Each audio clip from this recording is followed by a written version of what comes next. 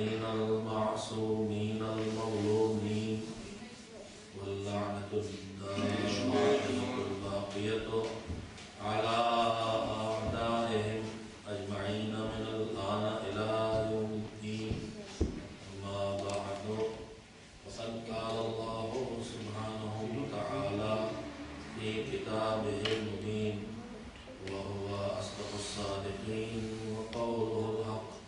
بسم الله الرحمن الرحيم. والذين يصلون ما أمر الله به أن يوصل ويخشون ربهم ويخافون سوء الحساب. صلوات محمد. اللهم صل على محمد وآل محمد. پروردگار عالم نے پوری کائنات میں، پورے یونیورس میں انسانوں کو سب سے بہتر خلقت دی ہے اور اسے اشرف المخلوقات، یعنی جو کچھ بھی اللہ نے بنایا ہے ان سب میں سب سے زیادہ اونچا اور سب سے کوالٹی والا بنایا ہے۔ انسان کی اس کوالٹی سے جو نتیجے نکلنا چاہیے انسان کے ہاتھوں میں آنا چاہیے۔ ہمیں اس نے مثلاً عقل دی ہے، ہمیں اس نے جذبات اور احساسات دیے ہیں، اس نے ہمیں جسم بھی دیا ہے اور روح بھی دی ہے، اس نے ہمیں بولنے کے لیے زبان دی ہے تو سوچنے کے لیے ذہن دیا ہے۔ ایسی نہ جانے کتنی صلاحیتیں اور کتنی استعداد اور کتنی کوالٹیز ہیں جو انسان کو اس نے عطا کی ہیں، تاکہ وہ ان کوالٹیز کا اور ان صلاحیتوں کا استعمال کر کے بہتر سے بہتر نتیجے حاصل کر سکے، دنیا کی زندگی کو بھی بہتر سے بہتر بنا سکے اور آخرت کی زندگی کو بھی بہتر سے بہتر بنا سکے۔ ہماری ان خوبیوں، ہماری ان خصوصیتوں، ہمارے ان کمالات اور ہماری ان کوالٹیز سے نتیجہ نکلے اس کے لیے، یہ صلاحیتیں باقی رہیں اس کے لیے، اور یہ صلاحیتیں اور زیادہ ہوں اس کے لیے اس نے ایک نظام بنایا ہے، ایک سسٹم بنایا ہے، اور اس نظام اور اس سسٹم کا انسان کو پابند بنایا ہے، جسے دین کہا جاتا ہے۔ اس پورے سسٹم میں اور اس پورے نظام میں انسانوں کی انسانیت کی حفاظت کے لیے، انسانیت کی ترقی کے لیے، انسانیت کی کامیابی کے لیے، انسانیت کے سکون اور انسانیت کی راحت کے لیے، انسانیت کے اطمینان اور انسانیت کے آرام کے لیے اس نے جو جن چیزوں کا خیال رکھنے کی ہمیں ذمہ داری دی ہے، ان میں سے ایک ہے انسان کے دوسروں سے رشتے۔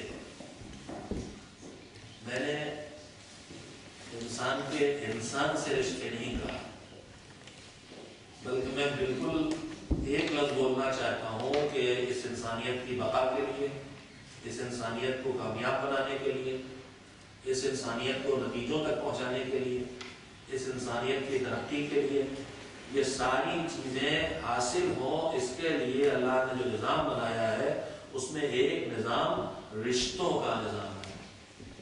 اللہ نے ہمیں کسی ریگستان میں ایک سوکھے ہوئے درخت کے ٹھوٹ کی طرح نہیں پیدا کیا ہے، بلکہ ہمیں ایک ایسے چمن میں اور ایک ایسے باغ میں پیدا کیا ہے جس کے ادھر بھی کوئی نہ کوئی پودا ہے، ادھر بھی کوئی نہ کوئی پیڑ ہے، ادھر بھی کوئی نہ کوئی بیل ہے، اور ان سب سے اس کا رشتہ ہے۔ میں جب لفظ رشتہ کہتا ہوں تو آپ کے دماغ میں بہت محدود تصور اس سے آیا ہوگا۔ رشتوں کی بات جب ہوتی ہے تو آدمی پہلے مرحلے میں تو وہ شادی والے رشتوں میں جاتا ہے، اس کے بعد رشتوں پہ جاتا ہے تو پھر کہا یہ ان کے رشتے دار ہیں، یہ ان کی خالہ ہیں، یہ ان کے کزن ہیں، یہ ان کے ماموں ہیں، یہ ان کے پھوپھی ہیں، یہ رشتے دباؤ میں آتے ہیں۔ لیکن میں جو لفظ کہہ رہا ہوں رشتے، انسان کے رشتے، تو ان رشتوں سے یہ سب مراد ہے، لیکن صرف یہی نہیں، انسان کے رشتوں کا دائرہ اس سے وسیع ہے اور اس سے بڑا ہے۔ انسان کے رشتوں کی پہلی دو قسمیں، میں جس موضوع پر آپ حضرات کی خدمت میں گفتگو کرنے آیا ہوں، میں نے اسی سے مطابق گفتگو شروع کی ہے تاکہ سب سے پہلے آپ کو یہ بتا سکوں کہ انشاءاللہ ان 10 راتوں میں جو پروردگار عالم کی مدد سے اور محمد و آل محمد علیہ السلام کی طرف سے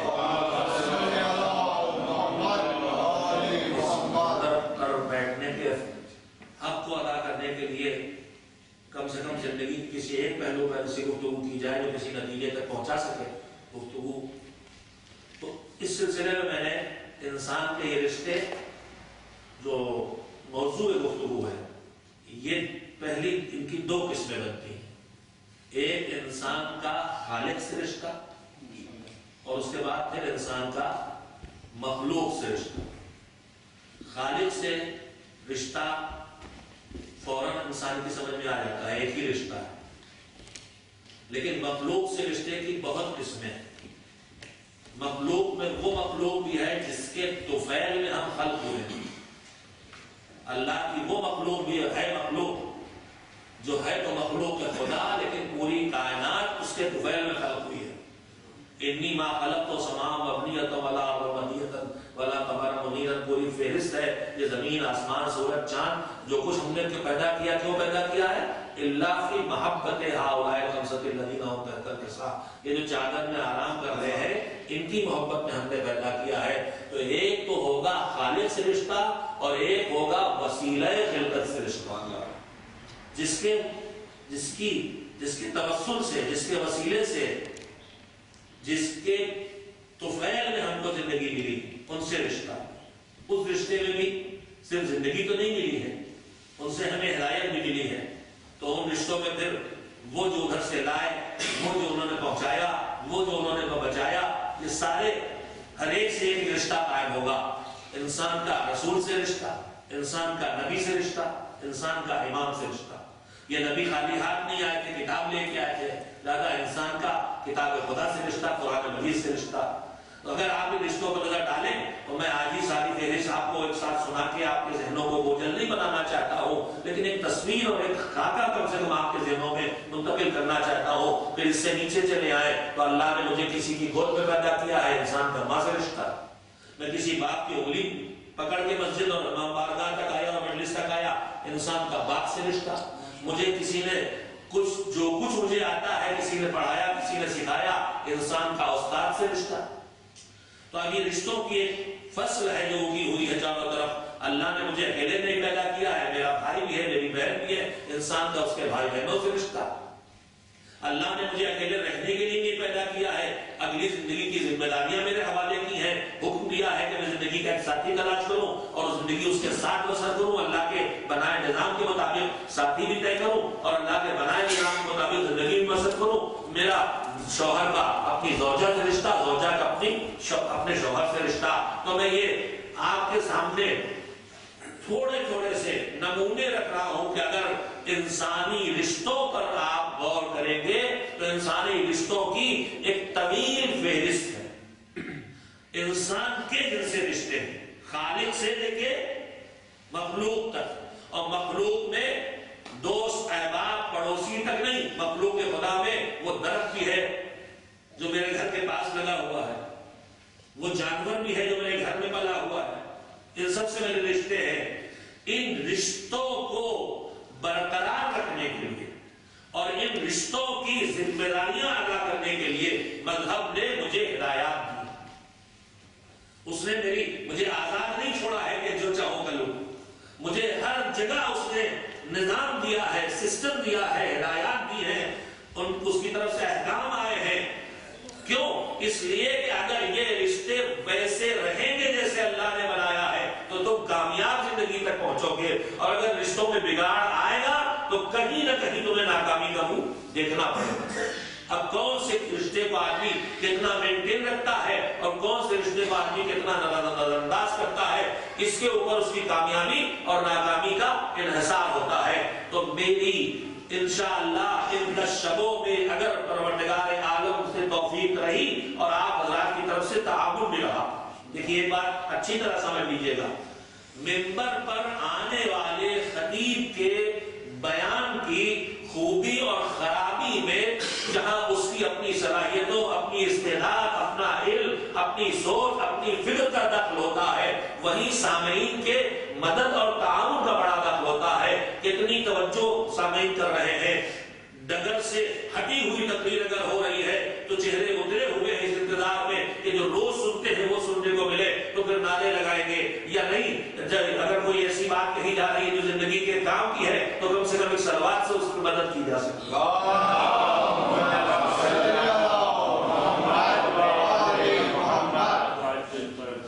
انشاءاللہ بطفیل محمد و آل محمد علیہ السلام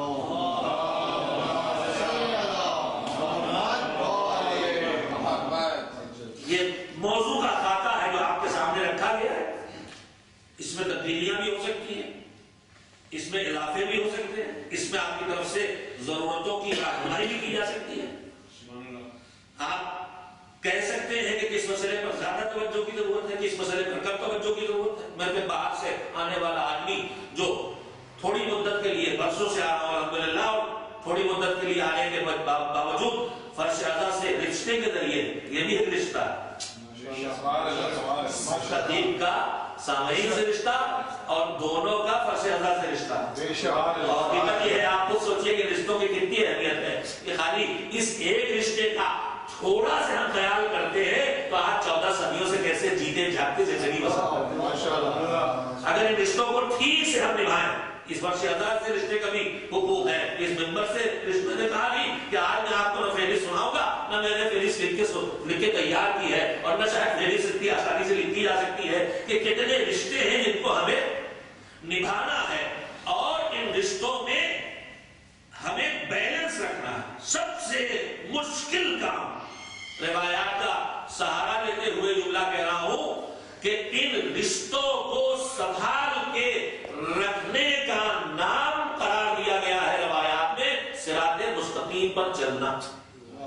تلوار کی دھار سے زیادہ باریک، آگ سے زیادہ گرم، تلوار کی دھار سے زیادہ تیز اور بال سے زیادہ باریک جو صراط ہے آخرت کی کا، یہی بیلنس کر کے چلنا، یہی بیلنس کر کے چلنا۔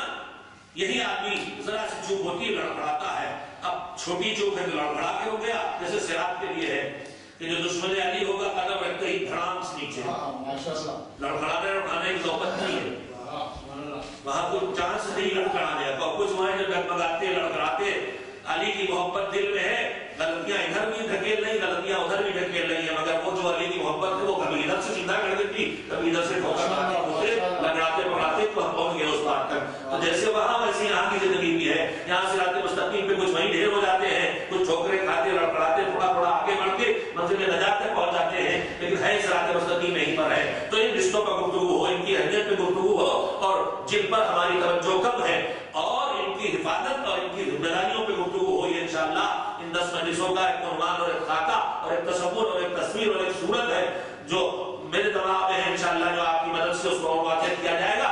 میرے عزیزو، آغاز ہوتا ہے اللہ کے نام سے، کلام شروع ہوتا ہے تو اللہ کے نام سے،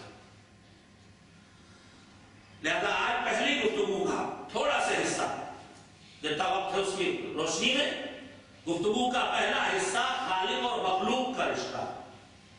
اب ہمارے اس کے یہ رشتوں کے رنگ تو بہت ہیں، وہ خالق ہے، ہم مخلوق ہیں، وہ رازق ہے، ہم روزی لے رہے ہیں، وہ رب ہے، ہم پل رہے ہیں، وہ صاحب قدرت ہے، ہم اس کے قدرت اختیار میں ہیں، وہ مالک ہے، ہم اس کے مملوک ہیں، وہ ہمارا آقا ہے، ہم اس کے بندے اور غلام ہیں، نہ جانے کتنے پہلو ہیں، لیکن ان سارے پہلوؤں میں ہم مخلوق ہیں، ہم روزی پاتے ہیں، ہماری پرورش ہو رہی ہے، ان سارے پہلوؤں میں جو رشتہ ان کی نگاہوں میں سب سے اونچا ہے جن کے ذریعے دین ہم تک پہنچا، اللہ کے وہ بندے جن کے ذریعے دین ہم تک پہنچا ہے، ان کی نگاہوں میں جو رشتہ سب سے اونچا ہے، سب سے پہلی گفتگو اس پر کی جائے۔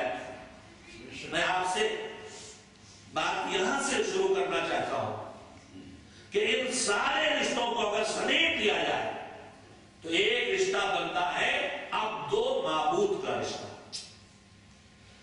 عبد و معبود کا رشتہ، وہ رازق ہے تو اس کی عبادت کرو، وہ خالق ہے تو اس کی عبادت کرو، وہ پالنے والا ہے تو اس کی عبادت کرو۔ ہر رشتہ کھینچ کے لاتا ہے، واپس کھینچ کے لاتا ہے، عبادت کرو عبادت کرو عبادت کرو۔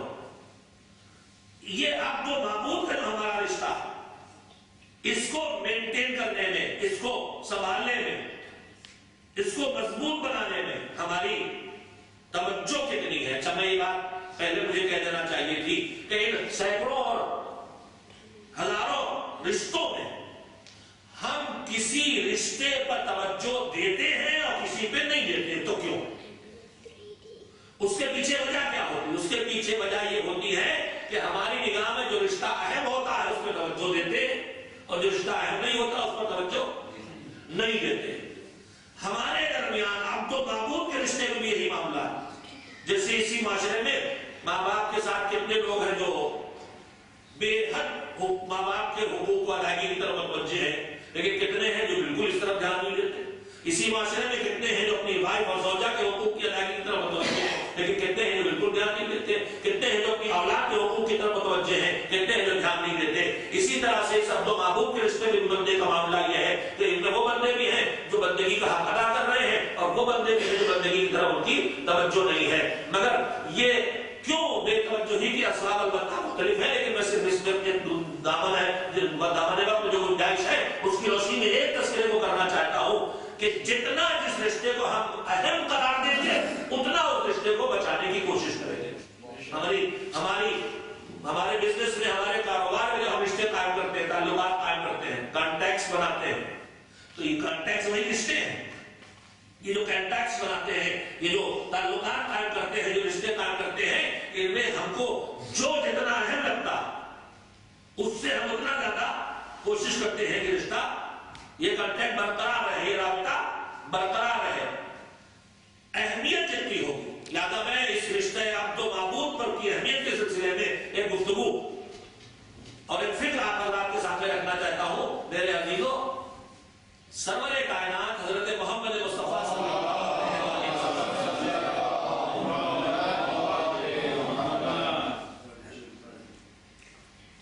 پروردگار عالم نے خلقت عالم سے قیامت تک جتنے انسان گزرے ہیں اور گزریں گے، ان سب کے پاس جو بھی کمال تھا اور کمال ہے، ان سارے کمالات سے زیادہ کمال عطا کیا ہے پروردگار عالم نے حضرت محمد مصطفیٰ صلی اللہ علیہ وسلم۔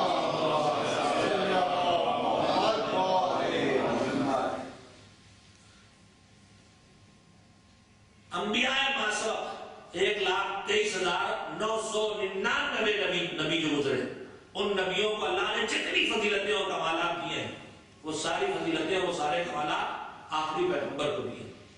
آخری پیغمبر کو سب شرف عطا کیے ہیں۔ ہم اس کو عام طور پر اسی شکل میں بیان کرتے ہیں کہ پچھلے انبیاء کو جتنے کمالات ملے تھے وہ سب پیغمبر کی ذات میں جمع تھے۔ جناب آدم کے پاس جو کمال تھا پیغمبر کی ذات میں موجود تھا، جناب نوح کے پاس جو کمال تھا پیغمبر کی ذات میں جمع تھا، موجود تھا، جناب ابراہیم کے پاس جو ہنر تھا وہ پیغمبر کی ذات میں موجود تھا۔ لیکن اس گفتگو سے خیال پیدا ہوتا ہے، ایک غلط فہمی پیدا ہوتی۔ غلط فہمی کیا پیدا ہوتی؟ جب ہم یہ کہتے ہیں کہ وہ کمالات جو انبیاء کو ملے تھے وہ سارے کے سارے پیغمبر کی ذات میں جمع تھے، تو اس کا مطلب یہ ہوا کہ ہماری سوچ اس طرح سے بنتی ہے کہ سارے انبیاء کے کمالات کو لے کے پیغمبر کو دیا گیا۔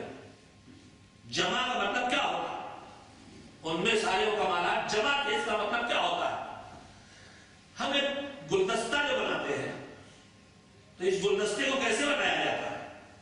گلدستہ بنانے والا پھولوں کے باغ میں، پارک میں جاتا ہے، پھولوں کی کھیتی میں جاتا ہے، اور اس کے بعد گلاب کے پیڑ سے ایک پھول اچھا لگا توڑ لیا، موگرے کے پیڑ سے ایک پھول اچھا لگا توڑ لیا، چمیلی کے پیڑ سے ایک پھول، سارے پھولوں کو یکجا کر لیا، بڑا خوبصورت گلدستہ ہوتا ہے۔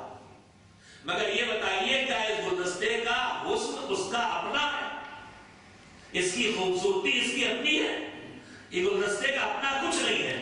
یہ رنگ گلاب کا ہے، یہ خوشبو موگرے کی ہے، یہ چمک چمیلی کی ہے، ان میں سے کوئی چیز گلدستے کی نہیں ہے۔ تو جیسے گلدستے میں جو خوبی اور خوبصورتی ہے وہ گلدستے کی نہیں ہے، ان پھولوں کی ہے جو اس گلدستے میں جمع ہوئے ہیں۔ کیا پیغمبر گرامی کی ذات میں اس طرح سے کمالات جمع ہیں؟ نہیں، پیغمبر کی ذات میں اس طرح سے کمالات جمع نہیں ہے۔ پیغمبر کی ذات وہ ہے کہ جس میں کمالات اس ادھر سے ادھر نہیں آئے ہیں، آدم سے پیغمبر تک نہیں آئے ہیں، ابراہیم سے پیغمبر تک نہیں آئے ہیں، بلکہ ہوا کیا ہے، پہلی مخلوق نور محمدی کو جب اللہ نے خلق کیا تو اس کو سارے رنگ دے دیے، ساری خوشبوئیں دے دی۔ اب جو یہ رنگ و بو تقسیم ہوئے تو کوئی ابراہیم بن گیا، کوئی موسیٰ بن گیا، کوئی عیسیٰ بن گیا۔ ماشاءاللہ۔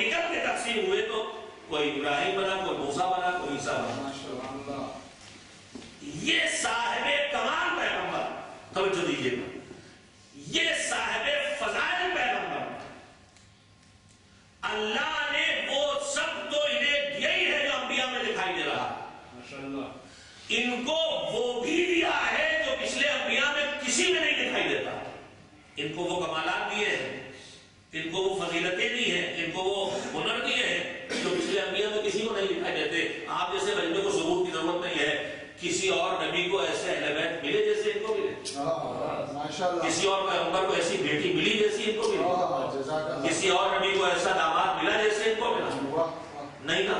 تو نہ جانے کتنے کمالات، کتنی فضیلتیں، کتنی خصوصیتیں۔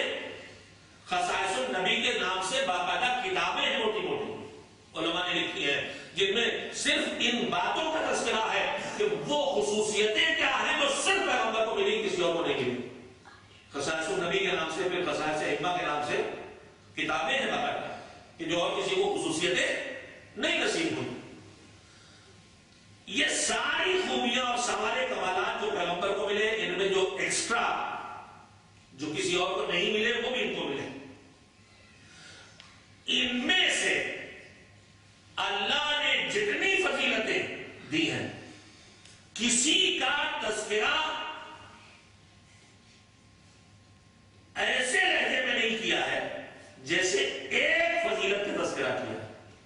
کون سی فضیلت؟ وہی مجھے سنا تھا، مگر اس سے پہلے ابھی آپ سلام سن رہے تھے، مجلس ہوتی ہے، سلام پڑھے جاتے ہیں، سلام میں مدح کے شعر ہوتے ہیں، فضیلت کے شعر ہوتے ہیں، محفل ہوتی ہے، قصیدے پڑھے جاتے ہیں، مدح اور فضیلت کے شعر ہوتے ہیں۔ تو جب آدمی بیٹھا مدح میں، فضیلت میں شعر سن رہا ہے، چاہے سلام کے ہوں چاہے قصیدے کے ہوں، تو کبھی کبھی مجمع سے آواز آتی ہے سبحان اللہ سبحان اللہ ماشاء اللہ سبحان اللہ۔ لیکن اگر 10 12 15 شعر پڑھے جاتے ہیں تو کیا ہر شعر میں سبحان اللہ ہوتی ہے؟ ہر شعر پہ تو نہیں ہوتی نا۔ میں ممبر میں بیٹھا ہوں، ہو گیا مجھے آدھا گھنٹہ بولتے ہوئے، ایک آدھ بات کہیں کسی نے غلطی سے سبحان اللہ کہہ دی تھی، اب میں بگڑ جاؤں کہ بھائی میں آدھے گھنٹے سے چیخ رہا ہوں اور آپ اتنی دیر میں خالی ایک بار سبحان اللہ بولے، تو جواب کیا ملے گا؟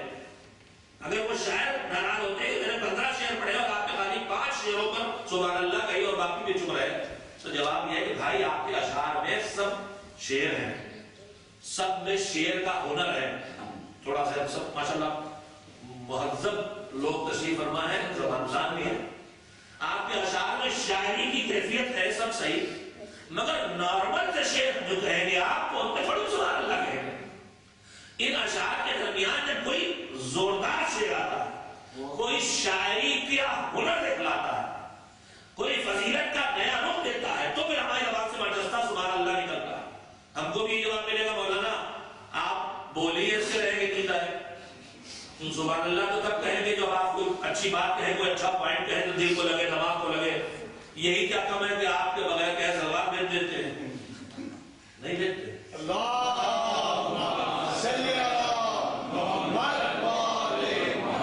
یہ کہہ کے تو بھیج دیتے ہیں، ایک اور بہتر سلوات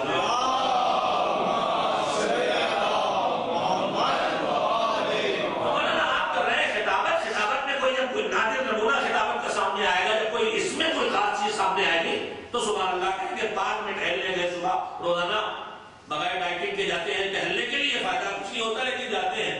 اب جاتے ہیں تو چاروں طرف پھول ہی پھول لگے ہوئے ہیں، ادھر بھی پھول ادھر بھی پھول ادھر بھی پھول، ہر چیز کا پھول لگا۔ ایک مرتبہ گلاب کا یہ بڑا سا پھول دکھائی دیا، بڑا خوش رنگ، بڑا خوش رنگ۔ میں جیسے ہی میری نگاہ پڑی میں نے کہا سبحان اللہ۔ آپ نے کہا مولانا سینکڑوں پھول آپ نے ڈالے، ایک میں بھی نہیں کہا سبحان اللہ، اسی ایک میں کیا رکھا؟ ہم نے کہا بھائی اللہ کی خلقت کا ایک اعلیٰ نمونہ ہے، اتنا بڑا دیکھو گا کتنا خوبصورت اتنا خوشرنگ پھول ہے۔ تو پتہ کیا چلا سبحان اللہ کب کہتے ہیں؟ میں نے مثالیں تو کہیں دے دی آپ کو۔ سبحان اللہ عام حالات میں نہیں کہتے، سبحان اللہ تب کہتے ہیں جب کسی کمال یا ہنر یا فن کا اعلیٰ نمونہ سامنے آئے، اعلیٰ کوالٹی کا نمونہ سامنے آئے۔ اب مجھے واپس آپ کے ذہنوں کو لے چلوں، مجلسی مجمع ہے فوراً متوجہ ہوگا انشاءاللہ۔ ساری کائنات میں سب سے اونچا پیغمبر کو بنایا، کمال ہی کمال بھی ہے، فضیلت ہی فضیلت ہے۔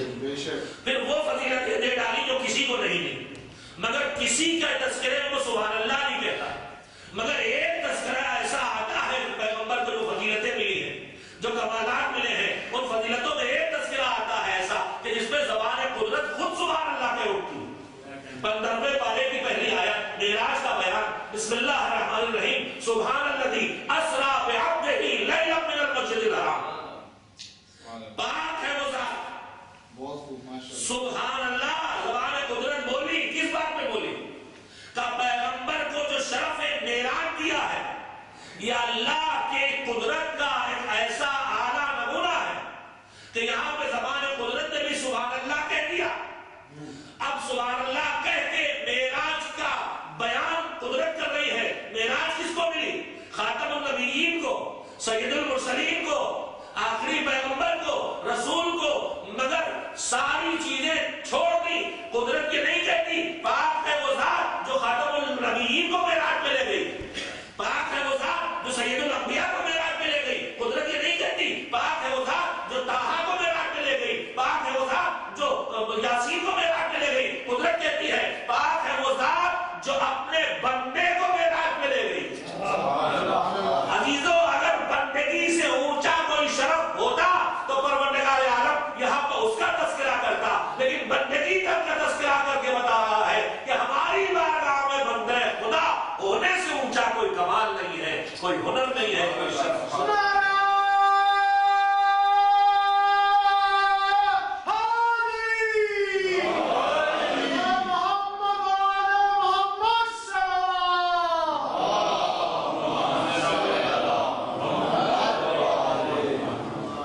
ہم سب بہت سی چیزوں پہ ناز کرتے ہیں۔ مولانا صاحب ہیں، ہمیں مولانا ہونے پہ ناز ہے۔ کوئی شاعر ہے اسے اپنے شاعر ہونے پہ ناز ہے۔ کوئی بہت بڑا مصنف ہے، اہل قلم ہے، اسے اپنے اہل قلم ہونے پہ ناز ہے۔ کوئی کاروبار کرتا ہے، ملینر ہے، اسے اپنے بزنس مین ہونے پہ ناز ہے۔ کوئی ڈاکٹر ہے، اللہ نے اس کے ہاتھوں میں شفا دی ہے، مریض ٹوٹے پڑ رہے ہیں، اسے اپنے ڈاکٹر ہونے پہ ناز ہے۔ تو سب کو اپنی زندگی کی کسی نہ کسی گوشے پہ ناز ہوتا ہے، لیکن اللہ ہم کو یہ سکھا رہا ہے کہ یہ سب چھوٹی چیزیں ہیں، تمہارے لیے جو سب سے اونچی چیز ہے وہ ہے اللہ کی بندگی، بندہ خدا ہونا۔ بس میں ایک نمونہ اور حضرات کی خدمت میں رکھوں، اور میں یہ پڑھتا رہتا ہوں۔ مولا کائنات امیر المومنین حضرت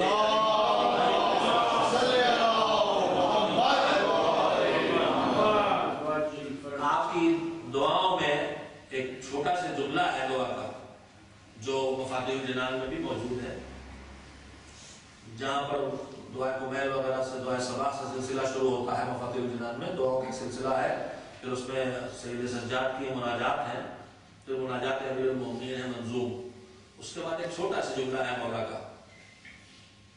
دعا کا جملہ یہ ہے کہ بسم اللہ الرحمن الرحیم، الہی کفا بی عزا ان اکون لک عبدا وکفا بی فخرا ان تکون لی ربا۔ پروردگار، دعا کا جملہ کیا کہہ رہا ہے؟ کفا بی عزا ان اکون لک عبدا وکفا بی فخرا ان تکون لی ربا الہی انت کما احب فاجعلنی کما تحب۔ ابھی ترجمہ نہیں کروں، جو حضرات جملے سے واقف ہیں وہ اس کے مفہوم سے بھی واقف ہیں، لیکن میں بھی ذرا روک کے ترجمہ کروں گا تاکہ میں جو جن بچوں تک بات جا سکتی ہے وہ چلی جائے۔ یہ کون کہہ رہا ہے؟ علی کہہ رہا ہے۔ علی کون ہے؟ علی وہ ہے جن کا نام ہی علی۔ علی کہتے ہیں اس کو جو اونچا، لفظوں میں بھی ان کے یہاں فضیلتوں کی سمندر چھپے ہوئے ہیں۔ عربی میں ایک لفظ ہے علو، گاڑی کے بعد میں ذرا اردو میں بھی دعا کرتے ہیں کہ علو درجات کے لیے دعا کیجیے، یعنی فلاں صاحب کا انتقال ہو گیا ہے، ان کے درجات اللہ اونچے کریں، علو درجات کے لیے دعا کیجیے۔ یہ لفظ علو ہے، اونچا ہونا۔ اس اونچائی لفظ علو سے عربی میں بہت سے الفاظ بنے ہیں، اور عربی کے ہر زبان میں روٹ ورڈ ہوتے ہیں۔ علم ہے، مثلا علم سے ایک لفظ عالم بنتا ہے، ایک لفظ معلوم بنتا ہے، ایک لفظ علیم بنتا ہے۔ لیکن فرق یہ ہے، عالم اللہ کے ناموں میں دیکھیے وہاں بھی آپ کو عالم، علیم، قادر، قدیر یہ سب ملیں، لیکن ان لفظوں میں ایک فرق ہے۔ انسانی دنیا میں جب یہ لفظ آتے ہیں تو اس میں فرق یہ ہوتا ہے کہ ہمارے اور آپ کے اندر دو طرح کی صفتیں پیدا ہوتی ہیں، پائی جاتی ہیں، ایک ہم سے الگ ہو جانے والی اور ایک ہم ساتھ رہنے والی۔ مثلا میرا رنگ ہے میرے ساتھ، کالا ہوں تو کالا ہوں، ممبر کے اوپر بھی وہی رنگ ہے، ممبر کے نیچے بھی وہی رنگ ہے، یہ بدلے گا نہیں۔ لیکن میں ممبر کے اوپر ہوں اس وقت، میں یہاں سے اٹھوں گا، فرش پہ بیٹھ جاؤں گا تو میں ممبر کے نیچے چلا گیا، تو یہ چیز چینج ہو گئی، یہ صفت میری چینج ہو گئی، پہلے اوپر تھا نیچے تھا۔ ایک لفظ خالی وضاحت کر رہا ہوں، اس کی کیفیت کو آپ محسوس کریں گے۔ علو کے معنی ہوتے بلند، اس سے جس میں بلندی پائی جائے اس کے لیے دو لفظ بنتے ہیں۔ ایک لفظ ہے عالی، اردو میں بول چال میں مزاح پرسی کی جاتی ہے خیریت پوچھنے کے لیے۔ بہت سے لوگ تو پوچھتے ہیں کہ آپ کی خیریت کیسی ہے، لیکن یہ بھی پوچھا جاتا ہے کہ مزاج عالی، یعنی احترام میں کہتا ہے آپ کا اونچا مزاج کیسا ہے، تو عالی کا مطلب ہوتا ہے اونچا۔ اور ایک لفظ اور ہے، وہ بھی آپ جانتے ہیں، علی، اس کا مطلب بھی ہوتا ہے اونچا۔ لیکن دونوں میں فرق کیا ہے؟ فرق یہ ہے کہ ایک وہ ہے جو الگ ہو سکتا ہے، ایک وہ ہے جو الگ نہیں ہو سکتا۔ عالم وہ ہے جس کا علم الگ ہو سکتا ہے، اس سے بھول سکتا ہے، بڑھاپے کے سبب اس سے الگ ہو سکتا ہے، بیماری کے سبب الگ ہو سکتا ہے، وہ ہے عالم۔ لیکن علیم وہ ہے جس سے اس کا علم الگ نہیں ہو سکتا۔ قادر وہ ہے جس سے اس کی طاقت و قدرت الگ ہو سکتی ہے، انسانی دنیا میں بات کر رہا ہوں، اللہ کی دنیا میں نہیں، وہاں نہیں۔ قدیر وہ ہے جس سے اس کی طاقت اور قوت الگ نہیں ہو سکتی، اس لیے انسان علیم نہیں ہوتا، انسان قدیر نہیں ہوتا، انسان عالم اور قادر ہوتا۔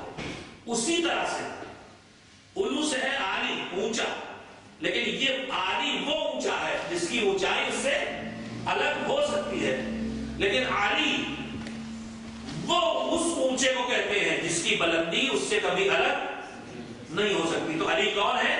جو ہمیشہ اونچائی کے مقام پہ ہے، جو ہر جگہ اونچے ہیں، جو ہر جگہ برتر ہے، جو ہر جگہ بلندی پہ فائز ہے۔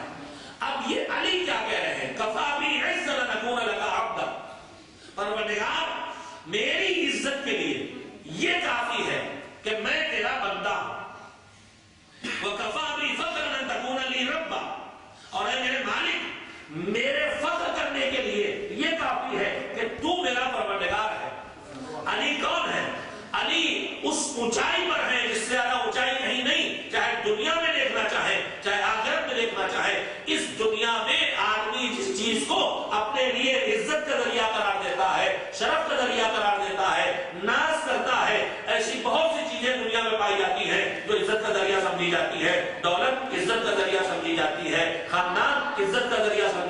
ہے. اولاد عزت کا ذریعہ بن جاتی ہے. اپنی اولاد پر ناز کرتا ہے. کچھ نہیں ہے تو اونچے گھر میں شادی عزت کا ذریعہ بن جاتی ہے. نہ جانے کتنی چیزیں ہیں جو دنیا کی نگاہ سے انسان کے لیے عزت کا ذریعہ ہے. اگر آپ دیکھیں تو مولا علی کی ذات میں وہ تمام چیزیں جو دنیا کی نگاہ میں عزت کا ذریعہ ہے وہ بھی علی کے پاس موجود ہیں. میں نے پہلا لفظ کہا ہے دولت. دولت عزت کا ذریعہ دنیا میں سمجھی جاتی ہے. آپ کہیں گے علی کے پاس دولت کہاں ہے, وہ تو پھٹی ہوئی جوتیاں ٹاپ کے پہن رہے ہیں. تو میں جواب میں کہوں گا کہ اگر آپ کو علی اس لیے غریب دکھائی دے رہے ہیں کہ وہ پھٹی ہوئی جوتیاں ٹاپ کے پہن رہے ہیں, تو میں اس علی کو کیسے غریب مان لوں, اس علی کو کیسے غریب مان لوں کہ جس کی انگلی کے اشارے سے مٹی کی دیوار سونے کی ہو جاتی ہے. میں اس علی کو غریب کیسے مان لوں کہ جو مدینہ منورہ کے جس زمینوں میں اپنی قوت بازو سے چشمے کھود کے پانی جاری کر کے نخلستان تیار کر کے کھجور کے باغ لگا کے ان کو سبیل اللہ میں جب وقف کرتا ہے تو 1.5 لاکھ درہم کی سالانہ کی آمدنی اس وقت ہوتی ہے. اس علی کو کیسے غریب مان لوں؟ سوال یہ ہوتا ہے کہ پھر غریب دکھائی کیوں دیتے ہیں؟ تو بات یہ ہے میرے عزیزوں کہ دولت مند اس لیے دکھائی دیتا ہے کہ دولت آئے تو جانے نہ پائے. علی کا مزاج یہ ہے کہ یہاں دولت آئے تو رکنے نہ پائے. چین نہیں آتا بستر پر اگر کچھ رہ جائے, کچھ بچ جائے. ورنہ غریب نہیں ہے کہ بعد دولت کی کوئی کمی نہیں ہے. اگر بات دولت کی نہیں طاقت کی ہے تو مجھے اس زمین پر ابھی تک کوئی نہیں دکھائی دیا کہ جو 2 انگلیوں کے اشارے سے دل خیبر کو اکھاڑ سکے. جزاک اللہ. اگر انسان کو ناز اپنے خاندان پر ہے تو مجھے علی سے زیادہ اونچے خاندان والا کوئی نہیں دکھائی دیتا. اگر کسی کو اپنے بچوں پر ناز ہے تو مجھے کوئی نہیں دکھائی دیتا کہ جس کے بچے اپنے بچپن میں جنت کے جوانوں کے سردار ہو گئے. اگر کسی کو اپنے اونچے گھر میں پیدا ہونے پہ ناز ہے تو مجھے کائنات میں کوئی نہیں دکھائی دیتا جو اللہ کے گھر میں پیدا ہوا. اگر کسی کو اس پر فخر ہے کہ میری شادی فلاں اونچے گھرانے میں ہوئی ہے تو مجھے علی کے علاوہ کوئی نہیں دکھائی دیتا.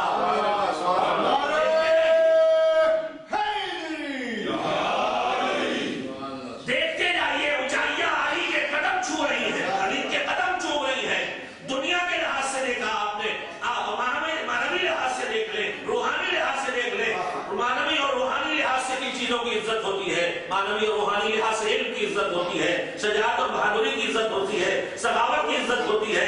آئیے دیکھیں علم کی عزت اگر ہوتی ہے تو علی سے اونچا کوئی ہے جو منبر پہ آ کے کہے سلونی قبل ان تب کو بھی. اگر سخاوت کی عزت ہے تو بڑا نام ہے حاتم طائی کا. مزاج سخاوت کیا ہے حاتم طائی کا؟ حاتم طائی کا مزاج سخاوت یہ بیان کیا جاتا ہے, یہ کمال بیان کیا جاتا ہے کہ ایک ہی فقیر, ایک ہی سائل, ان کے 40 دروازے تھے ان کی رہائش کے. ان 40 دروازوں پر ایک ہی ہاتھ سے ملتا تھا, حاتم طائی کے ہاتھ سے ملتا تھا, اور پانے والے فقیر کو نہیں پتا چلتا تھا کہ دینے والا ہاتھ بدلا نہیں ہے. علی کے سامنے تذکرہ آیا, سنو مزاج سخاوت علی کیا ہے. میرے مولا نے کہا یہ کون سی سخاوت ہے کہ ایک فقیر کو 40 دروازوں پہ ہاتھ پھیلانا پڑا. ایک دروازے سے اتنا کیوں نہیں دے دیتے کہ اسے پھر دستے سوال نہ پھیلانا پڑے. تو میرے عزیزوں میں نے ایک اجمالی خاکہ خالی اس لیے رکھا ہے کہ جتنی چیزیں انسان کے لیے ذریعہ عزت ہیں اور جتنی چیزوں پر انسان ناز کر سکتا ہے وہ سارے کمالات, وہ سارے ہنر, وہ ساری فضیلتیں, وہ ساری عظمتیں میرے مولا کی تنہا ذات میں جمع ہے. مگر جب علی فخر کرنے چلتے ہیں, جب علی فخر کرنے چلتے ہیں تو پھر تذکرہ نہیں کرتے, نہ دولت کا تذکرہ کرتے ہیں, نہ اقتدار کا تذکرہ کرتے ہیں, نہ حکومت کا تذکرہ کرتے ہیں, نہ علم کا تذکرہ کرتے ہیں, نہ اولاد کا تذکرہ کرتے ہیں. نہ علی کی عزت کے لیے یہ کافی ہے کہ علی پروردگار عالم کا بندہ ہے.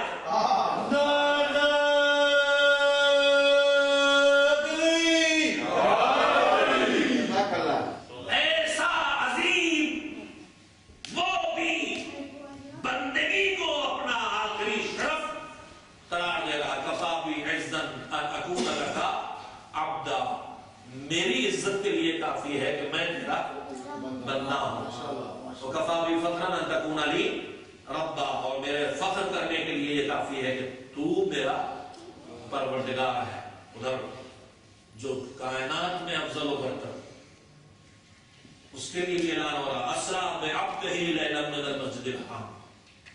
نماز ہم اور آپ جب پڑھتے ہیں تو اس نماز میں تشہد میں الفاظ پہ ذرا غور کر کے دیکھیے، اشہد ان لا الہ الا اللہ وحدہ لا شریک لہ، وحدانیت کی گواہی، واشہد ان محمدا عبدہ ورسولہ، میں گواہی دیتا ہوں کہ پیغمبر ہیں، مگر اس سے پہلے گواہی دیتا ہوں کہ حضرت محمد مصطفیٰ صلی اللہ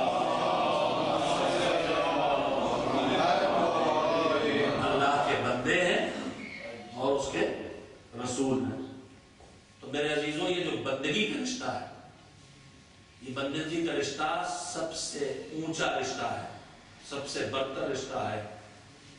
ہوتا یہ ہے کہ مجھے یاد رہ جاتا ہے کہ میں باپ ہوں، مجھے یاد رہ جاتا ہے کہ میں بیٹا ہوں، مجھے یاد رہ جاتا ہے کہ میں شوہر ہوں، مجھے یاد رہ جاتا ہے کہ میں پڑوسی ہوں، یاد رہتا ہے کہ پھر میں ان کا خیال کرتا ہوں، مجھے یاد رہ جاتا ہے کہ میں کسی کا باس ہوں، مجھے یاد رہ جاتا ہے کہ میں کہیں جاب کرتا ہوں، کوئی میرا باس ہے، مجھے یاد رہ جاتا ہے کہ کسی کا ہم وطن ہوں۔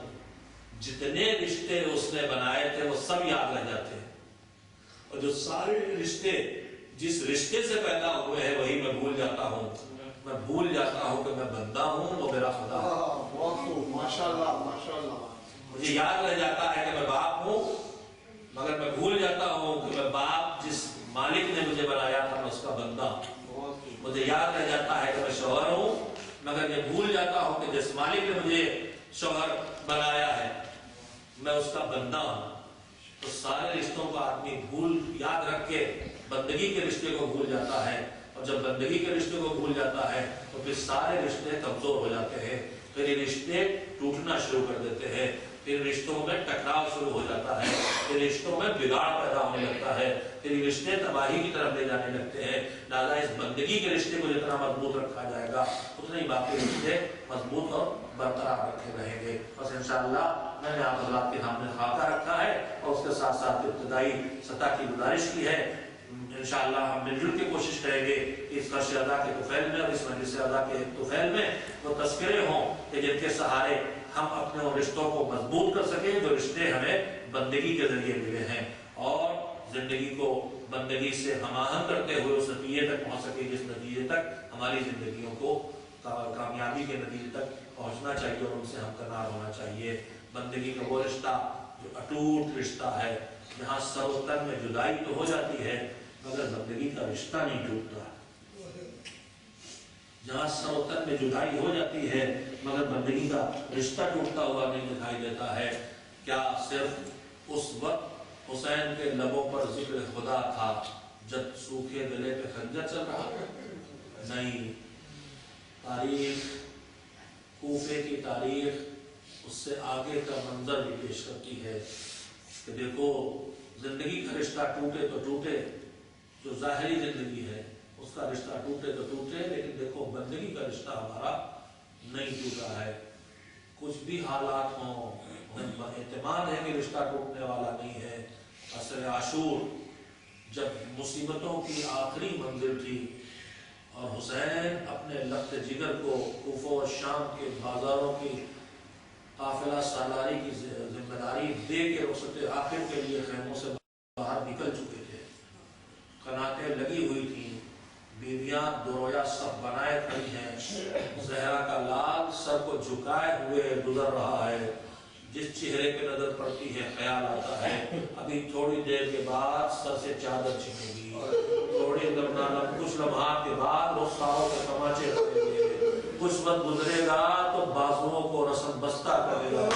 ان حالات میں جب زینب اتنی بے چین ہے، اب تک اتنی بے چین زینب کبھی نہیں دکھائی دی ہے، اکبر کو بھیجا اور بے چین ہوئی مگر امید تھی کہ میرا بھائی زندہ ہے، جوان بھائی عباس کو رخصت کیا تو بے چین تھی مگر امید تھی کہ میرا بھائی میرا ماجایا زندہ ہے، مگر اب زینب کتنی بے چین ہے کہ میرا حسین تنہا میدان میں جا رہا ہے۔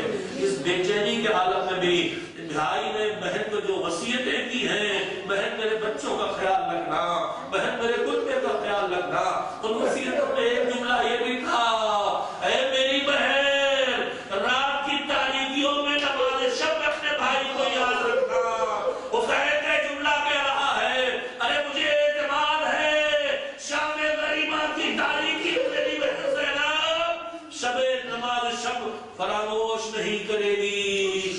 اجرکم علی اللہ.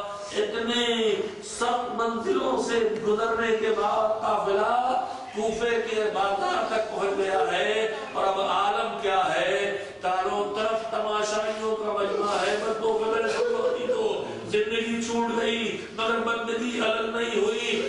زینب سر پہ ردا نہیں ہے, سر پہ چادر نہیں ہے, تڑپ تڑپ کی آواز دے رہی ہے. ارے تم میں کوئی غیرت مند نہیں, تم میں کوئی غیرت مند نہیں جو لا کے مجھے ایک چادر دے دے. چاروں طرف زینب کی آواز جا رہی ہے مگر کسی کو نہ جرأت ہے, نہ ہمت ہے, نہ غیرت ہے کہ لفظ جگر فاطمہ کو لا کے چادر دے دے. بیمار بھتیجے کے کانوں میں مبین کی بے چین آواز پہنچ رہی ہے. ہاتھ بنے ہیں, پیر بنے ہیں, گلے میں تاؤ بڑا ہے, کیسا مجبور ہے بھتیجا. ارے چاروں طرف زینب کی آواز گونج رہی ہے. ایک راوی کہتا ہے کہ میں نے اس منظر میں ایک اور منظر دیکھا. لوگ نیزہ پہ شہیدوں کے کٹے ہوئے سر بنا تھے مگر ایک سر نوکے نیزہ پہ بلندی کے بجائے ایک ظالم نے رسی میں لٹکا رکھا تھا گھوڑے کی گردن میں. اور جب گھوڑا چلتا تھا تو سر کبھی ادھر کبھی ادھر. یہ بڑا اس نے کہا ظالم سارے سروں کی طرح نوکے نیزہ پہ کبھی چڑھا دیتا. کہا میں نے بہت کوشش کی مگر یہ سر رکتا ہی نہیں ہے. جیسے ہی نوکے نیزہ پہ رکھتا ہوں وقت تو زمین پہ گرا دیتا ہے. ارے سب ہزاروں کس کا سر ہے؟ یہ زینب کے غیرتدار بھائی عباس کا سر. ارے شہزادی بازو کٹ گئے, چادر نہیں لگا سکتا مگر مجھ سے آپ کا کھلا سر نہ دیکھا جائے گا. اجرکم علی اللہ. زینب کی آواز بلند ہے, کوئی تو چادر لا کے دے دے. ایک مرتبہ نوکے نیزہ کی بلندی سے حسین کے سر نے تلاوت قرآن شروع کر دی. ارے تلاوت کر کے حسین کہہ رہے بہن تم اپنی آنکھوں سے دیکھ کے آئی ہو کربلا میں بے گورو کفن لاش میری پڑی ہے. میں تمہیں چادر کہاں سے لا کے دوں مگر میں تلاوت کر رہا ہوں تاکہ نگاہیں ہماری طرف آ جائے اور تم نہ محرموں کی نگاہوں سے محفوظ رہو. وسیعلم ایام قلمین قلبوک اللہ رحمت اللہ علیہ قلمین محمد و آل محمد علیہ السلام وسلم. ہماری اس عبادت کو قبول ہمارے تمام اعمال خیر کو طفیل ذکر محمد و آل محمد علیہ السلام کو آپ معصومین ہماری خطاؤں اور گناہوں کو معاف فرمائیں. شہداء کربلا کا واسطہ جو دنیا سے جا چکے ہیں ان کی مغفرت فرمائیں. اہل حرم کا واسطہ دنیا بھر میں پھیلے ہوئے مومنین مومنات کی حفاظت فرمائیں. خصوص بحرین, پاکستان, افغانستان, لبنان, عراق اور ایران کے مومنین مومنات کی جان, مال, وقت ان کی نسلوں کی حفاظت فرمائیں. ہم سب محتاج ہیں حاجتوں کی بحالی کے لیے دعائیں کی ہیں. معبود ہماری دعاؤں کو قبول فرما. مومنین نے التماس سے دعا کی ہے, ان کی دعاؤں کو قبول فرما, حاجتوں کو پورا فرما. ہم سب کو اپنی روزیوں میں وسعت کے ساتھ برکت رہے. جو بے روزگار ہیں انہیں روزگار دیں, بے اولاد ہیں انہیں اولاد دیں. ہم سب مشتاق ہیں اپنے گھر کی زیارت کے ساتھ ساتھ وزارت مقدسہ کی زیارت کا شرف زندگی میں بار بار عنایت فرما. زمانے کے آقا کو ظہور کی اجازت عطا فرما. ہم سب کو اس لائق بنا کے بعد ظہور ان کی خدمت میں حاضری دے سکے, ان کے ناصروں میں شامل ہو سکے, ان کی نگاہوں کے سامنے قیام حق کے لیے جہاد کرتے ہوئے شرف شہادت حاصل کر سکے.